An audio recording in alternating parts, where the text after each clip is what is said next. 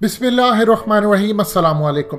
बॉलीवुड के बड़े अदाकार इरफान खान, जो बॉलीवुड के अंदर शायद चंद अदाकार ऐसे हैं जिन्होंने हॉलीवुड के अंदर भी अपना नाम कमाया, चाहे वो जुरासिक पार्क से हो, लाइफ ऑफ पाई से हो या किसी और से। इन्होंने बड़े लेवल पर बॉलीवुड में अपना नाम कमाया और ये बड़ी खतरनाक एक डिजीज न्यूरो इंडोक्राइन ट्यूमर, ये इसका शिकार थे। एक दिन पहले इनको आईसीयू में एडमिट किया गया जहां पर ये कोलन इन्फेक्शन का शिकार थे और इनकी मौत हो गई।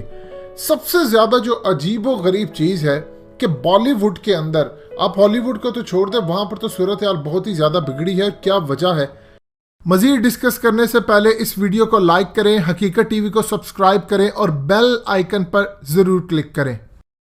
बॉलीवुड के अंदर हम अगर देखें तो तकरीबन अक्सरियत, चाहे वो सिंगर है, राइटर है, डायरेक्टर है, अदाकार है, मशहूर अदाकार है, उनको कोई ना कोई खतरनाक बीमारी है। और जानते हैं इसकी असल रीजन क्या है?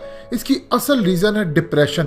और ये डिप्रेशन इतनी खतरनाक बीमारी हो रही है कि अहादीस में इसका क्लियरली जिक्र है। ये जितनी इनको बीमारियां लगती हैं, आप देखें रेयर होती है, आपको लिस्ट बताते हैं कि इसको क्या क्या बीमारी है तो आप हैरान होंगे। एक हदीस शरीफ में मेंशन है कि ज़माना आखिरत के में इस तरह के हालात हो जाएंगे कि इंसान कब्रों के पास से गुजरेगा और कहेगा काश इस कब्र में मैं होता। एक तो मायूसी हो जाती है। अब आप ये सोचें, इनके पास पैसा है, इनके पास सब कुछ है, फिर ये डिप्रेशन का शिकार क्यों होते हैं? इनकी मेंटल जो हेल्थ है, असल में वो कॉज होती है, वो तमाम बीमारियों की जड़ वहां से निकलती है। उसके रीजंस क्या है, ये सब आपको बताते हैं।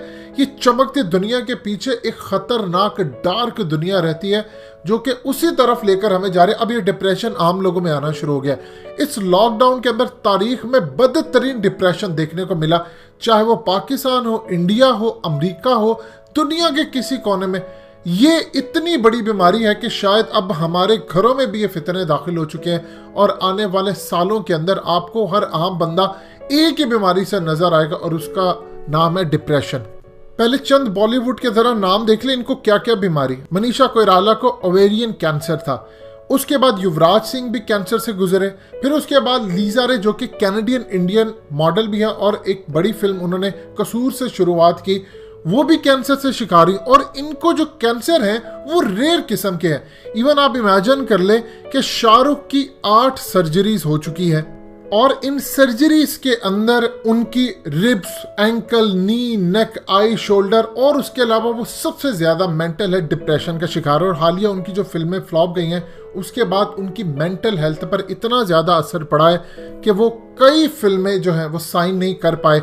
एक तो वो स्क्रिप्ट दोबारा देख रहे हैं, दोबारा वो राजकुमार हिरानी के पास गए, 3 इडियट्स के जो डायरेक्टर रह चुके हैं, जिसको उन्होंने कभी रिफ्यूज किया था कि तुम्हारे पास तजर्बा नहीं है। अब वो अपने आप को बचाने के लिए उनके पास गए हैं कि मुझे कोई ऐसी फिल्म चाहिए आपके थ्रू जिससे मैं काम कर सकूं। और उन्होंने कभी भी नहीं कहा कि अब मैं बहुत बड़ा डायरेक्टर बन गया हूं तो आप मेरे पास आए। लेकिन ये लोग बीमारियों से जकड़े हैं। अब रजनीकांत को ब्रोंचिटिस और वायरल फीवर, इसकी बीमारी है। अब सलमान खान एक रेयर बीमारी का शिकार है जिसको कहते हैं ट्राइजेमिनल न्यूरल्जिया। ये बेसिकली जो बीमारी होती है, इसके बाद सलमान खान को इतनी ज्यादा पेन उनके जॉ में होना शुरू हो जाती है, उनके चेहरे पर होना शुरू हो जाती है कि वो वहीं पर गिर जाते हैं, चाहे जितनी मर्जी उनकी फिल्म अच्छी चल रही हो या उनकी कोई शूटिंग चल रही हो। इस तरह के बेशुमार अदाकार हैं। मिसाल के तौर पर सैफ अली खान, उनको हार्ट अटैक हुआ और साइलेंट हार्ट अटैक हो चुका है। ऋतिक रोशन, उनके ब्रेन क्लॉट है।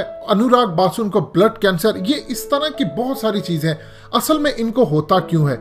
असल में ये शिकार होते हैं डिप्रेशन का, और ये डिप्रेशन के शिकार के लिए मुख्तलिफ किस्म के ट्रीटमेंट करते हैं जो बाद में रिएक्शन भी करते हैं, फिर ये अपनी सेहत बिगाड़ लेते हैं। और डिप्रेशन से तो आज डॉक्टर कहते हैं, अब जो साइंस इतनी एडवांस होती जा रही है कि एक तो सबसे बड़ी डिप्रेशन का जो शिकार लोग होते हैं वो नाउम्मीदी की वजह से होते हैं। देखिए, आप अगर एक चीज देखें, ये हरम अब बंद हुआ है, सबसे ज्यादा प्रॉब्लम क्या हुई है? लोगों के ईमान पर असल में ये हमला हुआ है।